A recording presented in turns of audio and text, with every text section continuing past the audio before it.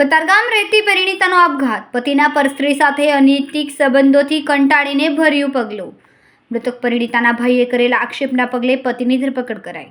કતારગામ તાળવાડી સ્થિત નીચલી કોલોનીમાં પરિણીતા રહેતી હતી. 1.5 વર્ષ અગાઉ જીતેન્દ્ર યાદવ સાથે લગ્ન થયા હતા. બંને કતારગામમાં ડાયમંડના કારખાનામાં કામ કરતા હતા. કુસુમ યાદવ ડાયમંડના કારખાનામાં ડાય બનાવવાનું કામ કરતે.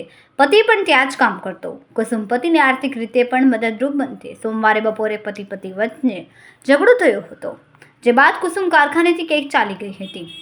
પરિવારે ભારે શોધખોળ કર્યા બાદ પણ ભાડ મળી નહોતી, જે બાદ કતારગામ પોલીસને જાણ કરી હતી. 2 દિવસ બાદ અશ્વિની કુમાર મેલડી માતાના મંદિર પાછળ આવેલ તાપી નદીમાંથી કુસુમની લાશ મળી આવી હતી, જે બાદ કુસુમના ભાઈ દ્વારા પત્ની પર ગંભીર આક્ષેપ કર્યા હતા.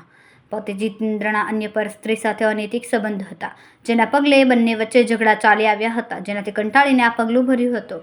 મૃતકના ભાઈની ફરિયાદના પગલે પતિ જીતેન્દ્ર યાદવ સામે પોલીસે ગુનો નોંધ્યો હતો. અશ્વિની કુમાર પોલીસે જીતેન્દ્રની ધરપકડ કરીને વધુ તપાસ હાથ ધરી છે.